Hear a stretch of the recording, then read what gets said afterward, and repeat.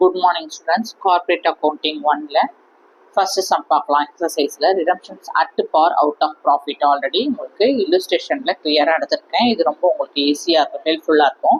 The balance sheet of Wallace Limited as on 31st December 2009 was as under. Liabilities என்னென்ன இருக்கு? Share capital. Share capitalல two types of share capital இருக்கு. என்னென்னது உங்களுக்கு? 1 minute.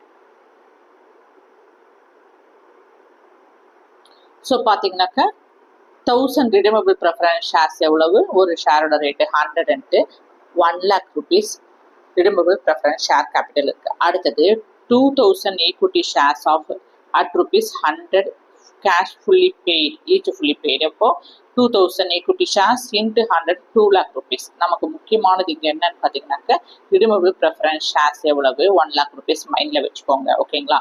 அடுத்தது general reserve கொடுத்துருக்காங்க, profit and loss account, sundry creditors கொடுத்துருக்காங்க, asset side sundry assets, bank balance கொடுத்துருக்காங்க. ஓகேங்களா? இதெல்லாம் கொடுத்துட்டு அவங்க என்ன கேட்குறாங்க, ஆன் திஸ் டேட், அதாவது என்ன டேட் இங்கே கொடுத்துருக்காங்க, இந்த டேட் அன்னைக்கு 31st December 2009 அன்னைக்கு, on this date the preference shares were redeemed at par. இந்த ப்ரெஃபரன்ஸ் ஷேர்ஸ் என்ன பண்ணுறாங்க, ரிடீம் பண்ணிட்டாங்க. ரிடீம் பண்ணுறாங்க என்ன ரேட்டுக்கு? அட் பார் ரேட்டுக்கு. ஓகேங்களா? அப்போ ப்ரெஃபரன்ஸ் ஷேர்ஸ் எவ்வளோ இருக்கு? Redeemable preference shares 1 lakh rupees இருக்கு. அட்டு பார்னா 100 rupees ஃபேஸ் வேல்யூல என்ன பண்றாங்க, ரிடீம் பண்ணிட்டாங்க. Journalise and prepare the balance sheet after redemption. ரிடெம்ஷனுக்கு அடுத்து இருக்க பேலன்ஸ் ஷீட்டையும் ஜேர்னலைஸ் பண்ணுங்க இந்த டிரான்சாக்ஷன்ஸ் சொல்லியிருக்காங்க. ஓகேங்களா? ஸோ நம்ம இதில் கவனிக்க வேண்டியது என்னன்னாக்க, வேலஸ் கம்பெனி லிமிடெட் ஃபர்ஸ்ட் என்ன பண்றாங்க, நம்ம முக்கியமாக பார்க்க வேண்டியது redeemable preference shares 1 lakh rupees இருக்கு இல்லையா, இது 31st December 2009 அன்னைக்கு என்ன பண்றாங்க, ரீபே பண்றாங்க. அப்போ ரீபே பண்றதுக்கு முன்னாடி ஃபர்ஸ்ட் கம்பெனி என்னென்ன ஸ்டெப்ஸ் எடுக்கணும், சிஆர்ஆர் கிரியேட் பண்ணணும். அதாவது கேபிட்டல் ரிடெம்ஷன் ரிசர்வ், இதை கிரியேட் பண்ணணும். எப்படி கிரியேட் பண்ணுவாங்க, இப்போ 1 lakh rupees நீங்க கம்பெனில இருந்து, வேலஸ் கம்பெனி லிமிடெட்ல இருந்து 1 lakh rupees redeemable preference share ஹோல்டர்ஸுக்கு ரிடீம் பண்ணிட்டீங்க, அதாவது ரீபே பண்ணிட்டீங்கன்னா உங்களுடைய கேபிட்டல் ரெடியூஸ் ஆகும் இல்லையா. அப்போ ரெடியூஸ் ஆகாம இருக்கிறதுக்கு லா என்ன சொன்னதுனாக்க, நீங்க சிஆர்ஆர் கிரியேட் பண்ணுங்க, அதாவது கேபிட்டல் ரிடெம்ஷன் ரிசர்வ் கிரியேட் பண்ணிக்கோங்க. அப்போ இந்த கேபிட்டல் ரிடெம்ஷன் ரிசர்வ் எதுல இருந்து கிரியேட் பண்ணணும், எதுல இருந்து டிரான்ஸ்ஃபர் பண்ணணும்னாக்க, ஃபர்ஸ்ட் ஜென்ரல் ரிசர்வ் இருந்து டிரான்ஸ்ஃபர் பண்ணணும், ப்ராஃபிட் அண்ட் லாஸ் அக்கௌண்ட் வந்து டிரான்ஸ்ஃபர் பண்ணணும்னு சொல்லியிருக்காங்க. First general reserve and profit and இப்போ சிஆர்ஆர் கிரியேட் பண்ண போறோம். ஓகேங்களா? கவனிங்க, அட்டுப்பார் ரேட்டுக்கு எவ்வளவு உங்களுக்கு capital redemption redemptions of preference shares share capital எவ்வளோ இருக்கு, 1 lakh rupees இருக்கு. அந்த 1 lakh rupeesக்கு நீங்க ஃபர்ஸ்ட் சிஆர்ஆர் கிரியேட் பண்ணணும், கேபிட்டல் ரிடெம்ஷன் ரிசர்வ் கிரியேட் பண்ணணும். எதுல இருந்து? ஜென்ரல் ரிசர்வ்ல இருந்து. ஜென்ரல் ரிசர்வ் அக்கௌண்ட்ல எவ்வளவு இருக்கு உங்களுக்கு கொஸ்டின்ல? 80,000 rupees இருக்கு. ஓகேங்களா? அப்போ 80,000 rupees அப்படியே ஜென்ரல் ரிசர்வ்ல இருந்து எடுத்துட்டோம். ஓகேங்களா?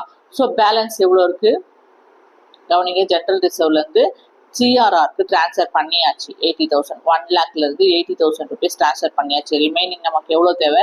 20,000 rupees தேவை. அந்த 20,000 rupees எதுலேருந்து எடுக்கிறோம், நெக்ஸ்ட் P&L அக்கௌண்ட்ல இருந்து எடுக்கிறோம். P&L அக்கௌண்ட்ல ஆல்ரெடி எவ்வளவு இருக்கு, 50,000 rupees இருக்கு. இதுல இருந்து என்ன செய்யறோம், 20,000 rupees என்ன பண்றோம், சிஆர்ஆருக்கு டிரான்ஸ்ஃபர் பண்றோம். ஓகேங்களா?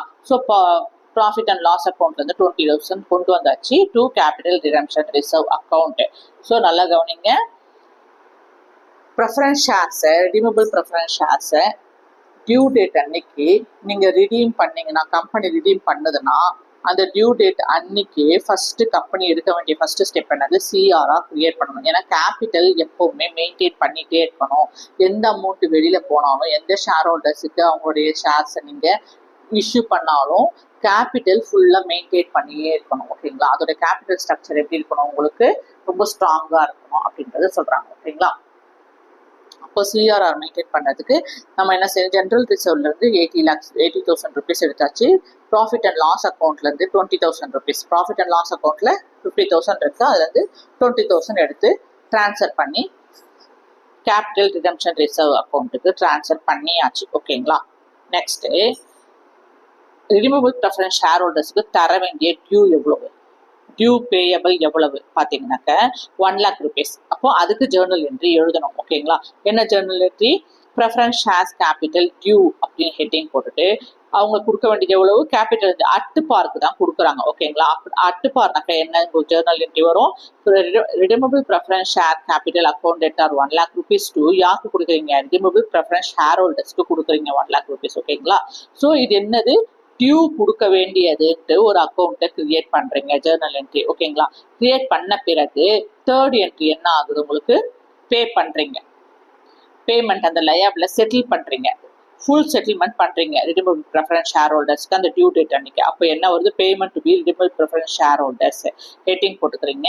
அப்போ ஃபார்மேட் என்ன உங்களுக்கு journal entry format, redeemable preference share holders account debtor to bank account. Bank account மூலமா, கம்பெனியோட பேங்க் அக்கௌண்ட் மூலமா என்ன ஆகுது, உங்களுக்கு ரிடீமபிள் ப்ரெஃபரன்ஸ் ஷேர் ஹோல்டர்ஸ்க்கு ரிடீம் பண்ணிட்டீங்க, ரீபே பண்ணிட்டீங்க. அப்போ பேங்க் அக்கௌண்ட்ல என்ன ஆகுது, உங்களுக்கு அமௌண்ட் குறையுது.